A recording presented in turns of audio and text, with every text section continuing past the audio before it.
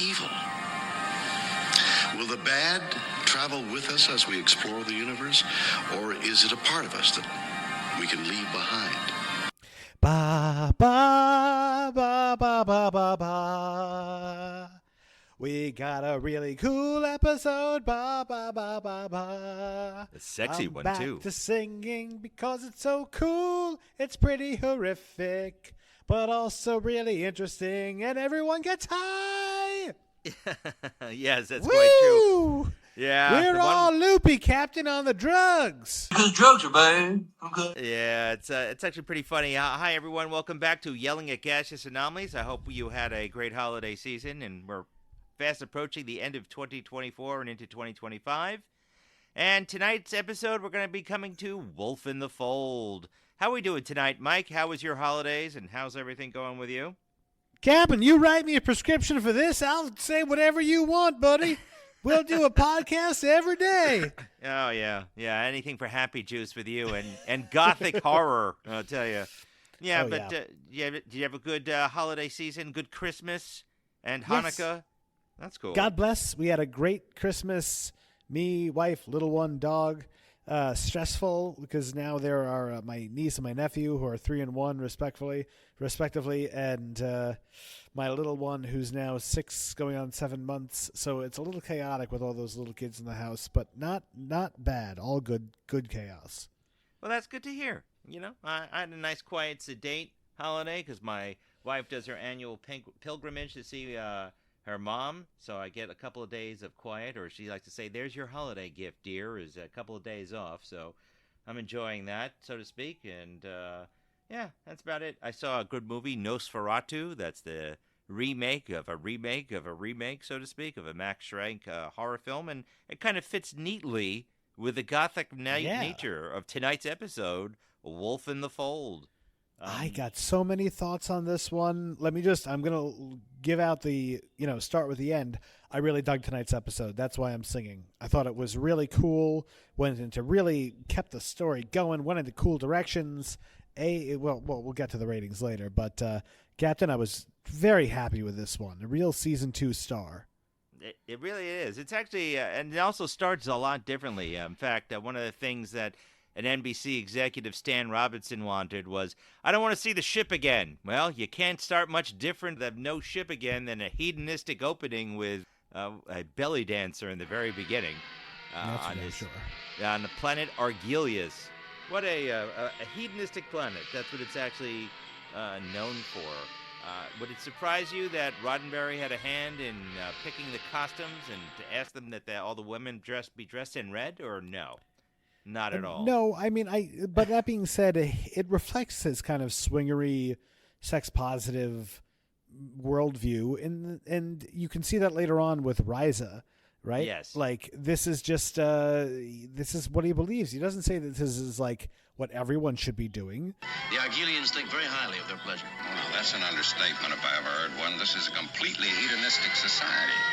But he acknowledges that there would be planets and societies that are a lot more laid back. I mean, America is a lot more laid back about sexuality than, say, Saudi Arabia. But I'm sure that there is a society that, like, go down to Colombia, it might be even more laid back sexually than America. You know? Well, so I'm going to jump ahead a little bit and just tell you that one of the things that they were not laid back about is that you couldn't show belly buttons on TV. So if you look at the belly dancer in the beginning, she actually has a flower glued in at the beginning because, you might see ankles. You don't want to see that. No, that's too Victorian. I know that. Hideous. Her name, by the way, is Tanya Lamani, and she is a professional dancer. She was a professional belly dancer. I think she does a great job, and she actually is known for that. But just to let you know, years later, she said at a convention, little children would come up to her and goes, "Hey, weren't you from Wolf in the Fold?" So that's kind of funny. So she thought that was neat. But let me give you the NBC's official press release, and let's see how close or wildly inaccurate NBC is on its own product. And this is from a press release from November 27th, 1967. Captain Kirk risks the lives of the entire personnel when he transfers a murder investigation to the Enterprise in Wolf in the Fold on NBC's television network. That's bad. Yeah, that's an awful description. That's like just the first sentence. It goes on for a little bit more. It goes... most of them have like a hook at the beginning, but that's really all they gave to the press. This was supposed to be aired on Friday, December 22nd, 1967. This was originally, by the way, just to let you know, it was originally supposed to follow the Doomsday Machine, but I'm going to get into that when we get to it. But this is a little weird. It says that Kirk, Mr. Spock, and Dr. McCoy take Scotty to a pleasure planet, Argelius 2, to help him recover from an injury. A beautiful dancer, Kara, is knifed to death while with Scotty, and evidence points to him. During the investigation, 2 more women are murdered, and Scotty again is suspected. The inquiry is bogged down by Hengist, guest star John Fielder, the Argelian administrator, until Kirk insists he be moved to the Enterprise. The evidence begins to point to Jack the Ripper type. Charles Macaulay portrays Jarrus, ruler of Argelius, and Pilar Surratt as his wife, Sibo, a sorcerer, or seeress is actually what it says. Anyway, that's the complete release, but I actually enjoy this episode too. I don't know if I enjoy it as much as you. I like it from the beginning because it's different. You see the crew on shore leave. They're in this bar. Although you have to question McCoy's medical wherewithal at the beginning. He says that Scotty had a concussion, yet they're taking to a planet to go drinking. That's probably the least smart thing to do on a No, but that was a while ago. I got the sense that this happened like a month or 2 months ago. It's also interesting that, there's some sort of explosion that we don't actually see, and they're worried that Scotty will resent the woman on the ship that caused the explosion, that damaged the engines. Not very modern of the crew for that. I do like that opening where we have that, we're in this bar. It's slightly different. We have lights, and Scotty goes, "Oh, you don't have to tell an Aberdeen bar crawler how to get a woman's attention." I actually enjoyed that. I gotta say too, Scotty's game was real smooth. Yeah, he was just like, "Hey, Smiles, how are you? Let's talk about something that we both find in common. How about we go for a walk and talk about it?" Like, man, smooth Scotty. "'Tis a fine foggy night tonight, and I doubt if anyone has ever told you of the marvelous fogs we have in Aberdeen." "Never a word, but I'm dying to learn." "Well, then why don't I show you?" Yep. Questions. Sorry, I'm getting over a bit of a cough. It's okay. Questions. Argelis, part of the Federation? Yes, it's actually a port. The Federation has a port in it, but they're trying to negotiate some sort of deal because Kirk is actually threatened with that. But it's kind of like a UN and diplomatic issue also in this episode where we come up to, before you get into your questions, as Scotty is walking in the fog, it turns out we hear a scream and we see him. It looks like he's stabbed the belly dancer to death in the back with some sort of curved knife. And that's when we cut to our titles. And this causes a diplomatic incident between the Federation and Kirk and Scotty and the planet Argelius, which is where we start off with. It's written by Robert Bloch, by the way, who you've actually seen before. Yeah, he wrote What Are Little Girls Made Of and Cat's Paw, two of your Psycho. not favorites. Yes, he did. He actually reused one of his short stories for this about Jack the Ripper story. So it's not a surprise that that's what this episode is. In fact, Gene Roddenberry and Gene Kuhn asked him to write a Jack the Ripper story. So that's what this actually is. But what did you think of that opening, besides him being smooth? Grizzly, sad. I feel bad for Scotty. Along the beginning, I mean, this is like a proto Miles O'Brien episode where the engineer just gets tortured with something that he didn't deserve. He cannot just go through life and have a good time. Something freakishly horrific must happen to him when he tries to get laid on a sex-positive planet by someone who's obviously into him. The guy cannot catch a break. No, he sure can't. I mean, he was injured in his own engine room by some incompetent fool who caused the problem. But it also shows a good relationship among the senior officers. Like Kirk is concerned. I like that too. And even Scotty's good. But it also shows that they've been to this planet before. As they're walking, Kirk says, "Oh, I know this place and on the other side of town." And McCoy says, oh, yeah, I've been there. I know a little place across town where the women... Oh, yes, I know the place. Let's go. So I'm sure you have, Bones. Like, the fascinating thing, too, is that, and I realize this is like a part of a more meta issue, not issue, but something that is recurring on Star Trek. None of the main characters in Star Trek are dating or married for the most part. Well, and they're all in their 30s and their 40s. That's in any Star Trek. And it's that's true. It's like, I mean, listen, who do you have? Who do you have in all of Star Trek who lifted off the top of our heads? Sisko is a widower. And he does get married.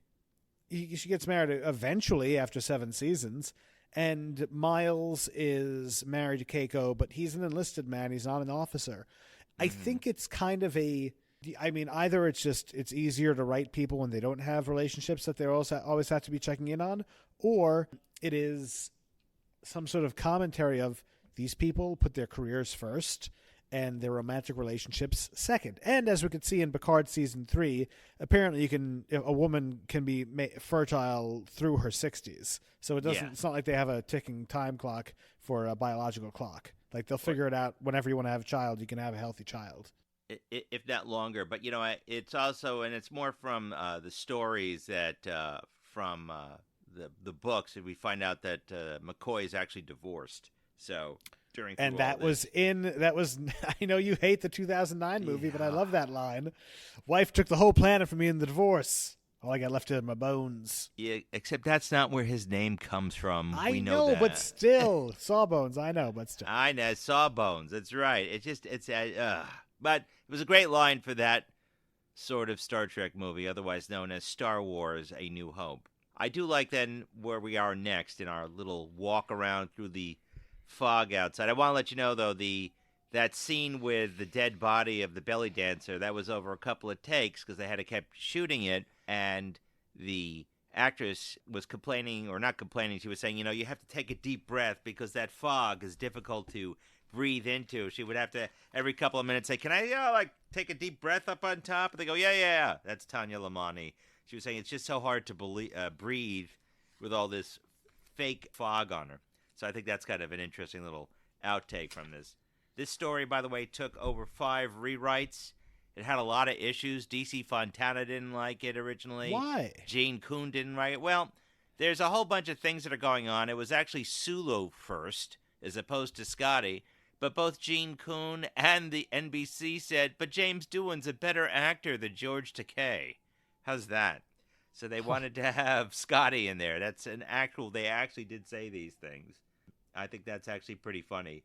They wanted him there. They thought he was more of like an every guy kind of thing where people could relate to him more. I think that was kind of interesting. They also didn't have McCoy originally in the story. There's also an issue where Kirk actually talks the computer to death, and DC Fontana said, can we get rid of that? We just did that several times. We did that in Return of the Archons, and I'm specifically mentioning that, not only because I know you don't like that one as much, but the head of the planet, or where they're in, Jarrus, that's actually Landru, the same actor. I am Landru. How funny is that? Oh, joy. Come on, I did we're jumping around a bunch, but I did like when Redjac goes into the computer, when he's like, okay, let's give it just a problem that's going to take up all its processing. Because, of course, that is good writing. If that's going to make him immeasurably powerful, why didn't he instantly do that? Because we see that there's actually a detriment to that. Redjac it has a disadvantage if it's going to go into a computer because it can be controlled to do things it doesn't want to do, apparently.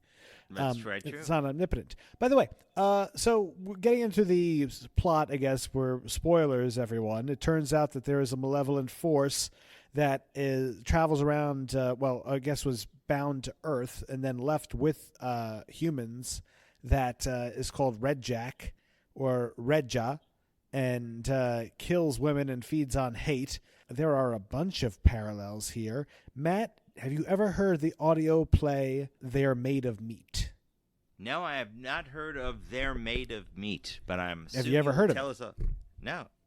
Okay, it's a very cool dialogue back and forth made for two people, and it is two aliens speaking to each other, and they're talking about exploring Earth, and they're disgusted because they're like, we checked out Earth planet. We got some real problems with the beings there. And it's like, what's the deal? It's like, they're made of meat. It's like, what do you mean they're made of meat? Like, they're made of meat. Like, no, we heard voices. Like, they slap their meat together and they make meat noises, and they call it voices. And basically, the aliens, and most sentient life are energy beings, similar to Redjac. And I like how Spock pulls that out. It's like, hey, we're assuming that they're carbon-based life forms. It's a very bold assumption. That's quite true. You know, is that the one where there's like a universe complaining about something? Because there's one was like a universe-size entities complaining about something, and the group's like, yeah, he can wait. But I guess that's a different story. It is different. I'll send it to you. It's been adapted a bunch of times. Or maybe we could put it on the community board. But sure. I do like we get into our investigation. We start off with a seance, which is also something new. Even though they mention this guest star, the woman who plays Sibo, she just kind of stands there. That's the wife of the administrator Jarrus. And we also meet Hengist, the investigator or administrator, I guess chief police of this area.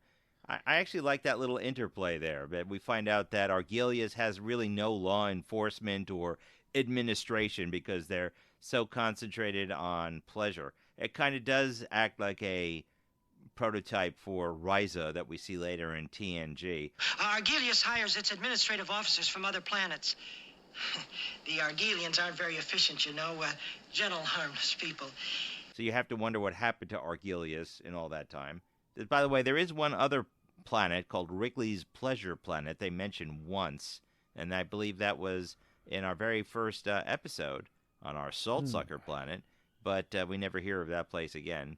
And every time I hear Wrigley's Pleasure Planet, which is in more of the apocrypha, if you will, I keep thinking about gum. Double your pleasure, double your fun. It's Wrigley's spearmint gum, but I still like the idea that this planet is mainly for hedonistic desires and passions, kind of foggy and dark. I kind of like that as well. What do you think of the idea of having a seance to get information from Scotty? Again, I like the concept that they're trying to get to the bottom of it and trying to use Occam's razor, and that there are many different types of telepathy in the galaxy. But that being said, and I texted this to you earlier, everyone forgets that Spock can do a mind meld. That's true, but that's a private thing that we use too much. There's a reason why Spock was kind of limited in this. This was written after the Emmy committee snubbed Shatner, and there was a little bit of tension on the set. And in Doomsday Machine, Spock had more lines, so since this was supposed to be right afterwards, they wanted to make Shatner have more lines to kind of soothe egos. That's why they were trying to minimize Spock. They didn't want to use him as a constant source of solving all problems, although you could argue he's always there. In fact, he is called up, and he says, I've looked into their Argelian psychic power stuff, and that is not really the best thing to go, but as Kirk points out we are subject to their laws. This is their planet. These are a proud people. They have their own customs, their own laws. And while we're here, we're subject to them. It is absolutely imperative this matter be resolved according to Argelian law. Is that clear? Quite clear, Captain. I don't like it any more than you do, Spock. But there's nothing we can do about it. Kirk out.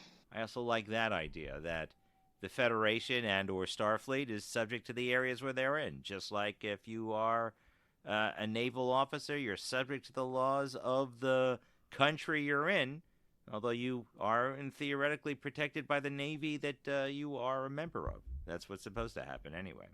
Mm-hmm. I like that whole little setup.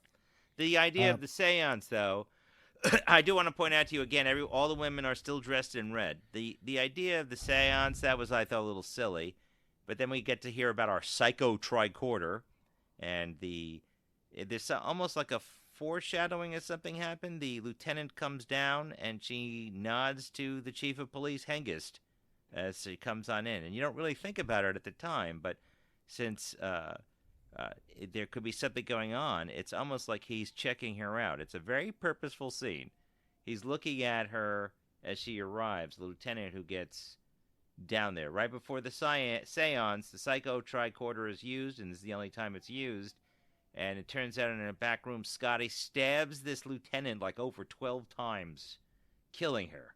It's kind of disturbing. Yes, and by the way, I knew that Hengwist guy, there was something wrong with him. Why? Because he played Piglet later in his life? Yes, so, okay, if you guys think that he has a familiar voice, he is indeed the voice of Piglet.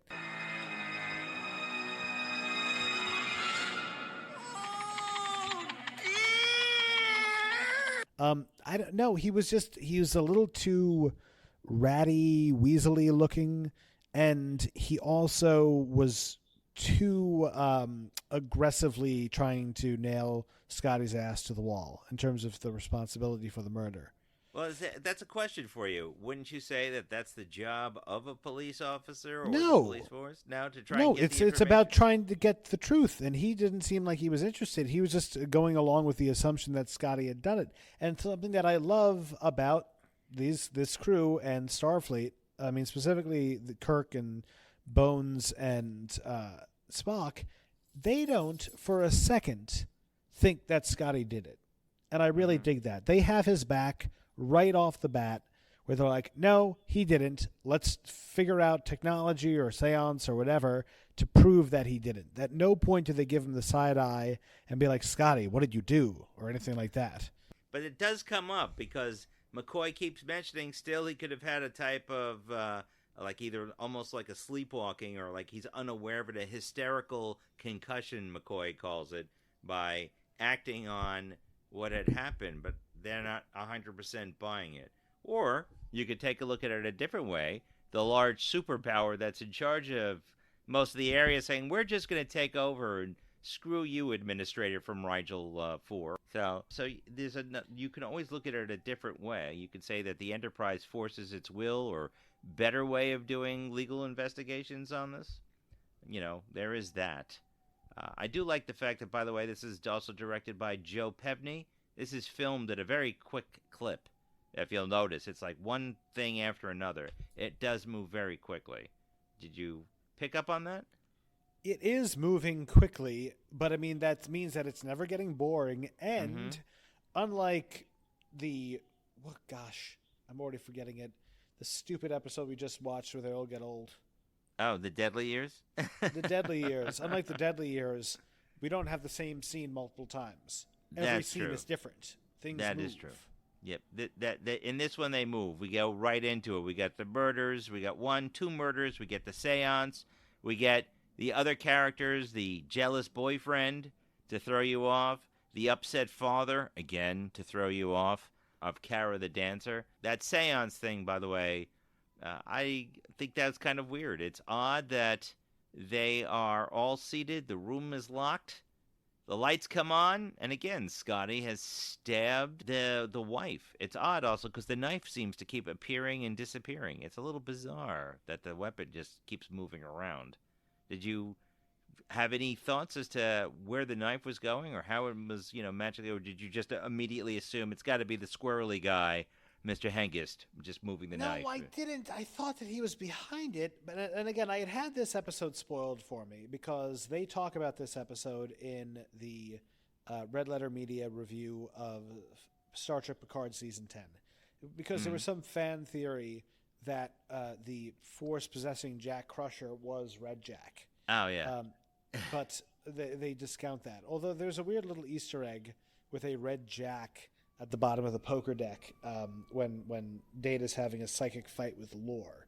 Anyway, putting all that aside, the episode had been spoiled for me, so I knew that there was some sort of energy entity. I did not, and I suspected that it was going to be this Pinquist guy, the sniveling guy, but I didn't know exactly how it was going to go. But one thing I will say that was a little silly is Spock he deduces everything. He really portrays a lot of very abstract thinking. He's like, maybe it's an energy being that we've never heard or seen before that's doing this. Like, that could have been a little better written, where he could have seen something, a symbol that he could have cross-referenced. Do you know what I mean? Something. Well, I mean, he something does other than just his imagination. No, I understand what you're saying, but I mean, he extrapolates it after they do the lie detector test on the Enterprise. No, it's just a little bit. No, I got you. I agree with you. I like when they do get back up to the Enterprise, though, and they have that. You can't have a Star Trek without some courtroom drama. We could bore our listeners into question whether or not the Dalbert or Fry method of using lie detector tests is valid in the Starfleet era. Those are ways to test scientific theory in federal and state of New York. If anyone's really curious, you can look up those exciting cases. So I'm sure all of our legal friends out there are like, oh, I heard that. But no. Objection! We're not going to discuss that.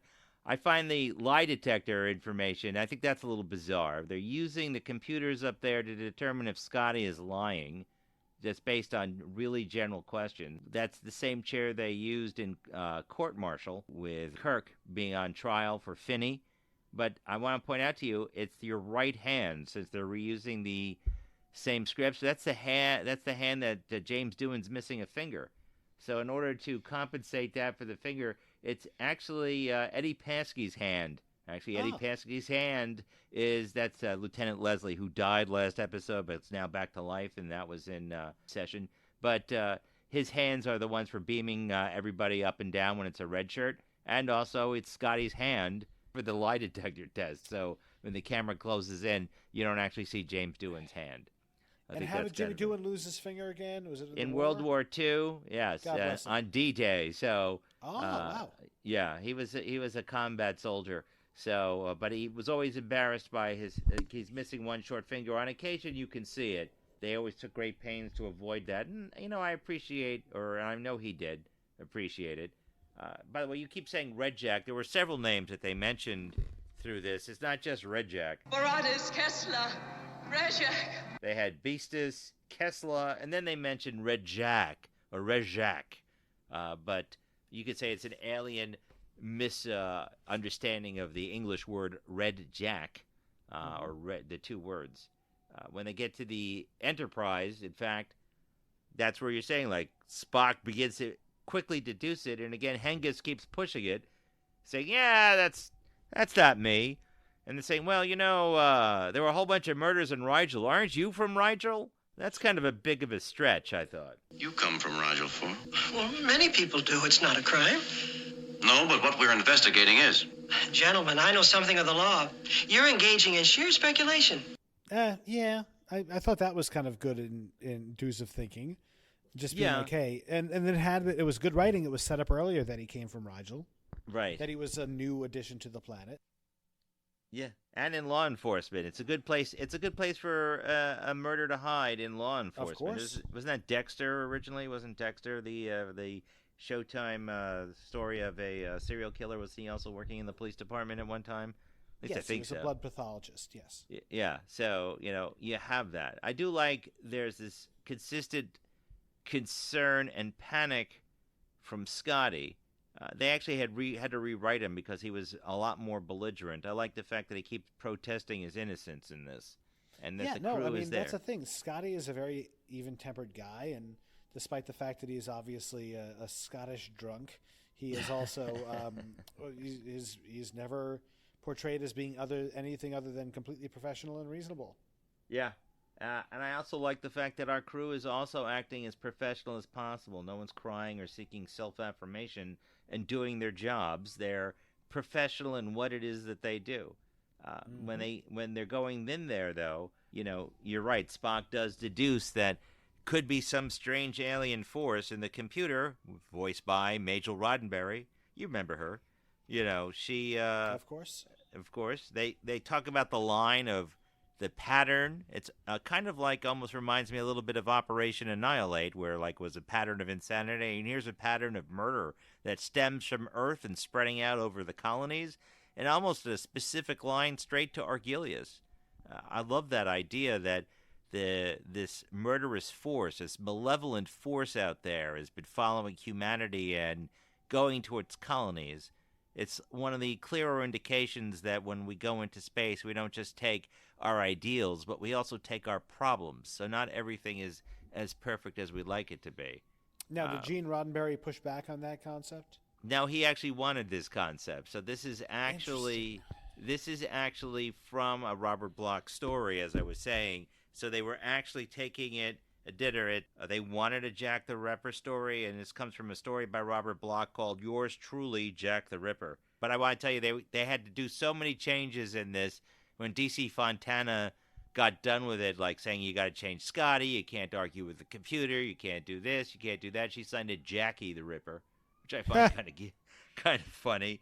And Robert Justman also said, I'm also going to be Jack the Ripper. And there were so many memos. There was one notation in our book. It said there was like a 16-page, single-spaced memo on changes coming from Gene Roddenberry, then another one from Gene Kuhn, then from Stan Robertson at NBC, and yet another one from DC Fontana, and then another one from, well, it just went on and on. So they really eviscerated the original idea behind the story. And I'm kind of glad they did. Robert Bloch, for his part, he actually didn't complain about it. He thought, when he finally saw the end product, he thought all the changes were probably from DC Fontana because all the changes were good. But I mean, that's the thing. Everything you're suggesting sounds somewhat relatively small, not particularly structural. Right. What was the hubbub? Like, why was she so upset over the changes? Well, no. DC Fontana wanted the changes. No one was really upset. I'm just surprised Robert Bloch didn't fight back on a lot of writers. Harlan Ellison fought back. All the writers, Theodore Sturgeon fought back. They fought on all these things. And Robert Bloch was like, whatever. Life's too short to really complain about stuff. I still think it's funny that he thought because the changes were good, they had to come from DC Fontana and nobody else. So, I see. Ouch. But it's actually pretty cool. What would you think if it was Sulu doing this? I think Sulu would have been too jokey in this position, although he does have a line in here. Several lines in here. Not jokey, but I feel in a weird way, Sulu being not white and being accused of a crime that he didn't do, and also being younger than Scotty, would have made it a little too uncomfortable. He would have been too vulnerable. So I think that they really made a good decision to have it be Scotty who was on the chopping block. And also, it's much more of a Scotty is their friend, their equal. I mean, they're all officers, but Scotty is second in command practically. In terms of bridge commanders. Right. Sulu is subordinate. I feel like they would be less. I feel like they wouldn't know Sulu as well. Yeah, I agree with it too. I have a feeling that George Takei would pay it a little bit less seriously for some reason in my mind, because I always imagine him dancing around with a sword in the hallway. But Scotty is more of a grizzled commander, not grizzled, but more of an experienced person to be chief engineer and second in command after Spock. So yeah, it just seems to make more sense that the bridge crew or command crew would hang out. And Bones not being a line officer, but head of medical and friend of Kirk, it seems to make sense that they would all kind of pal around together when they're on shore leave, or a little bit at least. So I did like that. One of the other things that they dropped, NBC, originally they had this thing where they were all going to be drinking this 9-layered drink, and each layer was going to have a different emotion of like anger, love, joy, grief.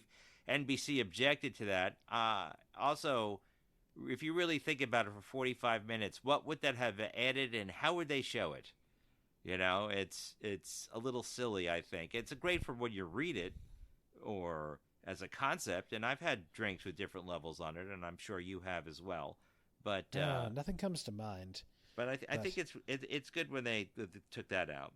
Roddenberry did want to have more sex throughout Star Trek, so that's why there's all these short outfits or barely anything. He wanted to really make this a physically a male paradise. It was one of his goals, and I think he did that pretty blatantly. It was fine. I do also like the fact that in the middle of this hearing is where we finally get the answer that Jack the Ripper and Redjac is actually residing inside, John Fielder's character, inside Piglet, if you will. I like that, and he manifests himself in the computer, taking over everything. And as we said at the beginning, they have to figure a way to get him out of the computer. But I do like that.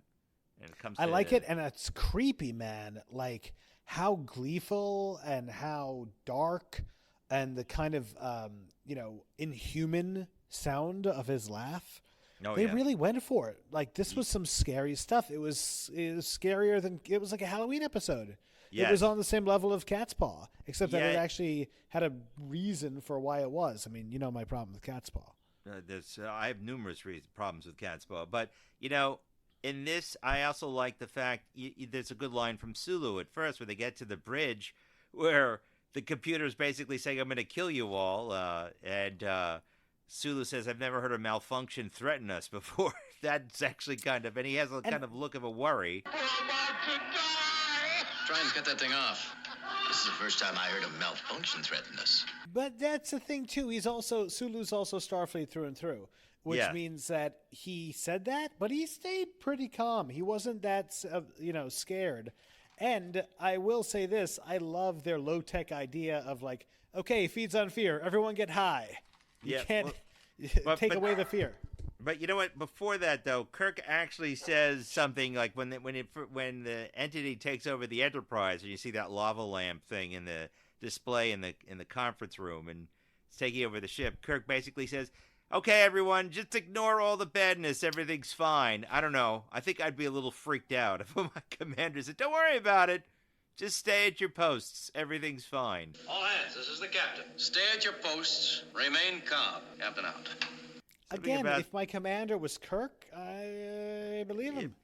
I if it was understand Janeway, I'd be like, "Oh God, honey, which one you're of us on is your dying?" own. Yeah, seriously.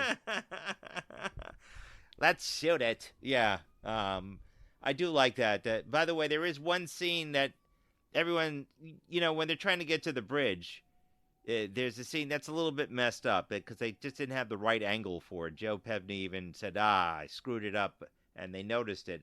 So when they're getting to the bridge to try and figure out how to stop the Redjac entity from taking over the Enterprise, the door is actually trying to slice Spock in half.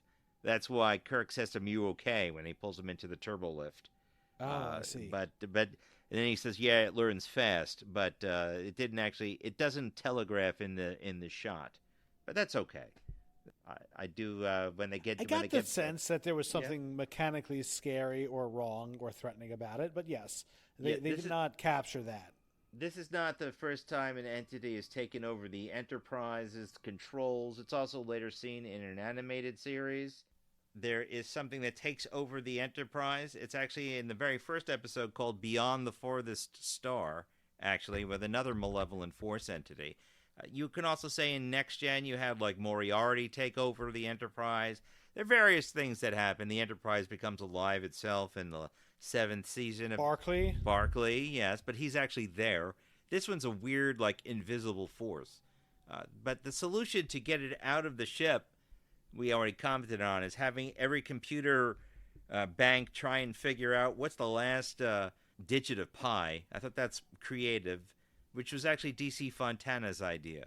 She had very specifically said, do we need to have another Kirk talks the ship out of the computer? She actually wrote it as, feed the computer logic, make it drop dead, give up, or anything else we must have to do to resolve the story bit.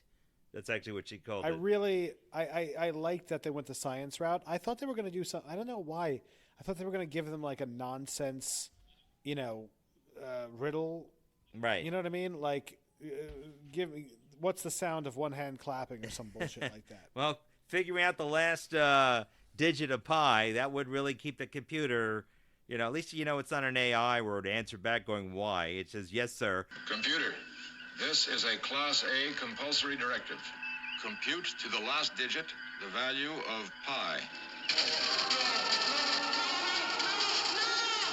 And it'll just do everything to figure it out. I wonder how far it went. I can never get that. Were you ever doing that in math? Did they make you do that? Let's go see how far and you can get to pi. I can only do 3.14. That's all I need to know. So, but did you have to do that in high school or college at all? No. All right. I did not. Okay. Well, there you go. Let's see. Other things. We got Lieutenant Kyle back. He's laughing in the transporter room. But their other solution to make sure that the entity doesn't take over people is to inject people with drugs, as you pointed out. What's the sedative situation? I've got some stuff that would tranquilize an active volcano. Good. Start distribution immediately. Control your forces with drugs. Didn't we learn about that in the first episode of Star Trek Encounter in Farpoint? But what'd you think of that solution? Make everyone super high to do everything. Hey, man, there's a time and a place for substances. Let me tell you, if you're going to be, there's a great horror movie, not great horror movie, mediocre, medium horror movie called Woman in Black with Daniel Radcliffe. And it's like 19th century England, and everyone's just pouring whiskey the entire movie. I'm like, you know what? Maybe that's why they're able to deal with these ghosts so well. Well, I mean, they did that because there was no water purification. So, whiskey is cleaner for the alcohol. I know, but I'm just saying, if I'm going through a haunted house, it might be better to be a little drunk. Maybe. And in this situation, again, it's a low-tech thing, as opposed to just being like, clear your mind of fear. That's not going to work. Just give everyone some drugs. It might make court appearances go a little bit easier, too. Might make me more relaxed, I know. Except listen, I think about that all the time. That's your last day. Tempted. I think that's why so many attorneys become alcoholics, because we're litigators, ladies and gentlemen, which means that every day we have to deal with a fairly stressful series of confrontations. People get angry with us. Judges get angry with us. Our clients get angry with us. And I'm clerks. Oh, boy. Let they never be angry with us. But the point being that ultimately there are plenty of attorneys who are like, you know what? Today will go by better if I'm just drunk. And then that's the problem, because then you want to do that every day. And then you're an alcoholic, and then you can't drink at all. So yeah, that's a problem. I haven't been tempted. I always joke my last day is, counselor, you drunk? Yep. Something like that. But I don't think that last day is coming anytime soon. No last days for litigators. That's right. Work until you die. That's what I understand. I do also like where they say the knife came from, getting into our story. It's the Hill People of Rigel 4. Sounds like a rock band. The Hill People of Rigel 4. I don't know. It sounds bizarre, but that's exactly where Hengist is from. And, like we said, he took over the ship, or the entity that resides within him. It's also weird is that Hengist is nothing more than a shell. So was the actual Hengist dead this entire time, and it was just the entity using him as a meat puppet? I mean, that's something interesting to think about. I would dare say that maybe if he spends a long time in someone, he erodes them, Yeah, he's actually dead, but they decide to give everyone drugs in order to make them all happy and not afraid, because it kills because, as you know, fear is the mind killer, as we learned in Dune. But they give everyone happy juice. The only people who did not have it is Mr. Spock and Captain Kirk, and, well, Jarrus has it. That's the actor who has it for like a second. But then it goes back into Fielder. I'm surprised he didn't try and take over Kirk. Maybe because Kirk is just so super cool, he's not afraid. You ever think, well, why wouldn't he take over the captain? Or actually really wouldn't have mattered, because at that point the jig is up, and they got everyone else drugged. There's also one other interesting... Well, here, I guess it's the one little thing that doesn't really make too much sense. It can just flit around into anyone at any point, and it doesn't need any sort of vulnerability, or there's no resistance. Nothing like that. Like me. Right. Okay, all right. Fine. Okay, a little underwritten, but go on. Yeah, I mean, something interesting is that Spock's, one of the things he did notice is, as they're handing out the drugs, is that, it feeds off of death and fear. And Spock points out, well, we all live off of death. Even vegetarians live off of death. I thought it's a very specific type of thing to say. It's a little weird. In the strict scientific sense, Doctor, we all feed on death. Even vegetarians. But, okay, yeah, that's true. Creatures do eat other creatures. We eat plants and animals, and some people only eat plants, and some people only eat animals. It's an interesting thing to say that this malevolent force basically eats people through their fear. So maybe the original Hengist was, super afraid and was easily taken over or co-opted. But then we have that famous line, which I used in our promo, as to... how Hengist feels, and then as he gets ejected, you know, he says, "Die, die, everybody die." I think that's actually kind of cute, where he just Kirkus fireman carries him out of there because he's such a small guy. Yeah. But by the way, that fight sequence right before that time period, that's obviously with a stunt man, but Shatner does his own stunts. So he hit the back wall and bounced back. That's all Shatner. All Captain Kirk. God bless all him. Man. Yeah, there it is. And the idea of just to beam the character into space or the creature at the widest possible dispersion, what a disgusting way to get rid of someone if you think about it. As you pointed out, the transporter's a murder machine. They basically disassemble them into thousands of little particles. We beamed out into open space, Scotty. Widest possible dispersion. The thing can't die. Possibly, Doctor. Its consciousness may continue for some time, consisting of billions of separate bits of energy floating forever in space. I thought it was a really good, high-tech, smart solution to the problem. It's like, all right, what technology do we have that can move energy, and what can we do with it? We can't kill the energy, but maybe we can just, send it out into a billion, trillion different atoms or particles. That being said, Redjac is still out there. Did he ever come back? Only in the comic book form. Redjac came back in the DC Comics. I'm glad you asked because I was going to post a picture of it.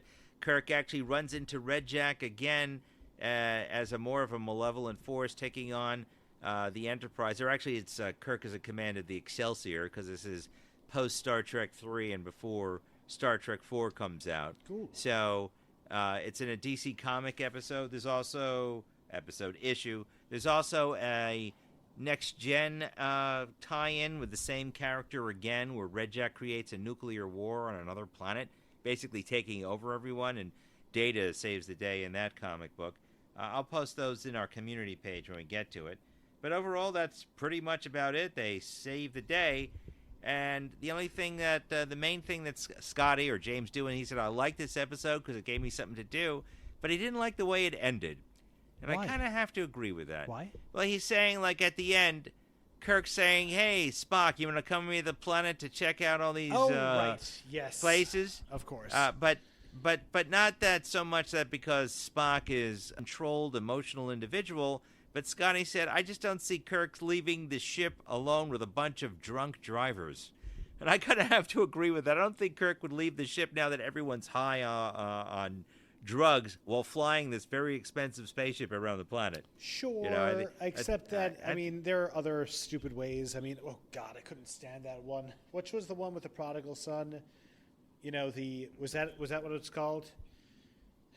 Which one? The device that Kirk said, it's like my son, the doctor. Oh, Nomad? Yes, my son, the Bullshit. doctor. Yes. Awful ending where 4 billion people have died, and they're making a joke. Listen, 3 people died, not great, but it wasn't 4 billion. That's true, but you know what? They weren't members of the Federation, so it's okay.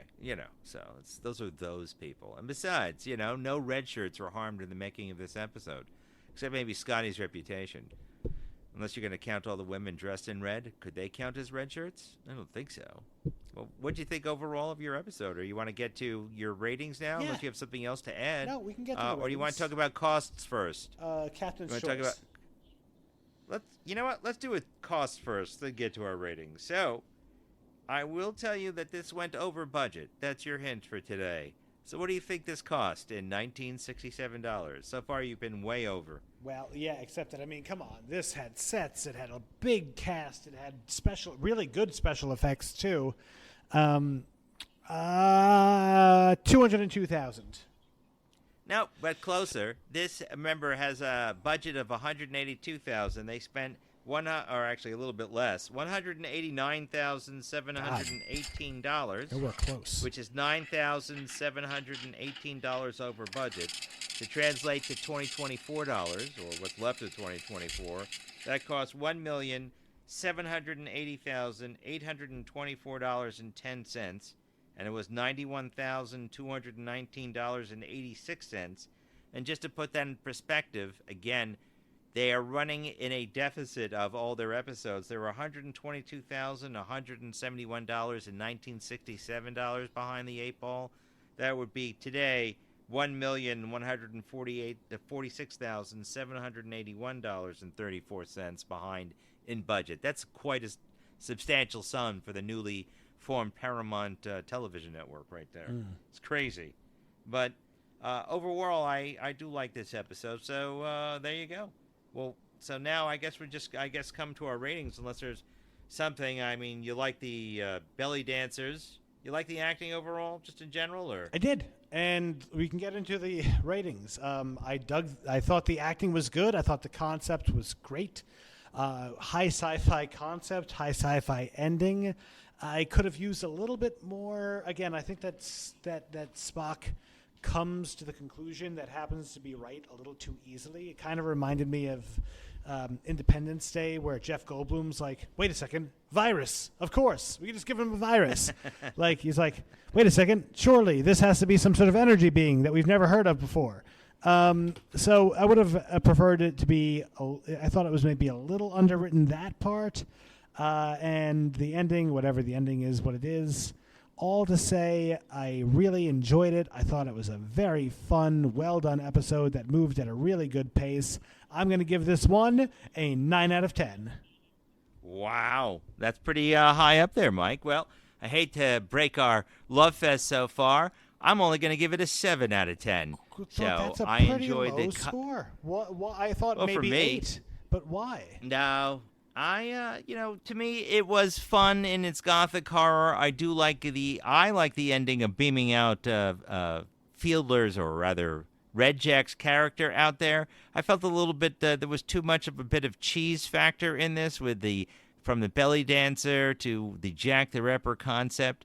I do like the idea, and Jack the Ripper is a returned or reused concept in other science fiction. Babylon 5 actually has used this to a different degree, but I felt it was a little bit too mystical in what it is. I like the idea of a malevolent force. I enjoy it. I think a 7's a very respectable score for this. I also like John Fiedler as the bad guy. I mean, at that point, I only knew him when I originally saw this as a character from the Odd Couple TV show, as well as being in 12 Angry Men, the movie, actually also as Piglet. But I actually do like that.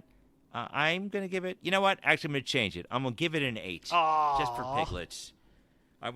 Just for him. I can't believe, by the way, he was Piglet up until the year 2005. That's pretty wild to me. Great career. But it was actually pretty good. He also commented, because he was there all 6 days of the filming on this shot. He was actually Joe Pevney's favorite actor in this episode, or guest star. Because he said he's so easy to work with. He says he doesn't look like an actor, but he actually is. And he's a really good one, and I have to agree with him on that. I do. He said something about Shatner. He said that Shatner seemed a little bit bossy at the time, but he noted that everyone got along. It was like a family. Also, the dancer noticed that as well. She said everyone got along very great. She thought Shatner was very funny, and that was actually not her first time working with Shatner. She was with him in his pilot of a TV show called Alexander the Great that wasn't picked up. But Tanya Lamani also commented that she also thought that the cast were like a family. And as the author of our text likes to point out, families do get into arguments, but they all work together professionally on set, which is the main thing. And that's why I've actually moved it to an 8. But I do like it. I thought it was a lot of fun. I think it's better than a lot of the stuff we've seen, and it was an interesting ending on this. So that's where we are. So Mike gave it a 9, I give it an 8, and that's our ending. You know what we have, though, coming up next, don't you, Mike? The Trouble with Tribbles. Finally. The Trouble with the Tribbles. Everyone's Fan favorite. Yep, one of my favorite episodes. It's also in, well, we could discuss it next time. The on our Deep next Space Nine episode of connection. Yelling at Gas. Seamless, perfect Yes, there are. use of special effects in the 90s, putting modern special effects to shame. Yep. We can talk about that in our next episode of Yelling at Gaseous Anomalies. And always remember, if you like what we're doing here, you could email us at yellingatgas@gmail.com. Don't forget to like, share, and subscribe, and hit that little bell notification. And subscribe on all those podcasters out there. And don't forget to stop by our TeePublic T-shirt store and buy yourself a shirt. And that's also at Yelling at Gaseous Anomalies. So other than that, I guess that wraps it up over there. Don't run into Redjac in the meantime before New Year's, everyone. You too, Mike. You don't want that to happen. That'd be bad. Of course. And listen, other than that, I wish everyone a happy and healthy New Year for 2025, and to you and your family, Mike, and to all of our listeners out there. And anything else you'd like to add? Nope. Great time as always, Captain. We have the New Year's ahead of us. Hopefully we have a nice surprise for you guys sooner than later in a video episode, but we're working on that one. So we'll see. Yep. I look forward to doing that since we've already just passed our 1 year. And thanks for all of you for subscribing and liking and sharing and continue to do that. And as we say always, live long and prosper, and see you out there. Don't be afraid. With an armful of this stuff, I wouldn't be afraid of a supernova. Because drugs are bad, okay?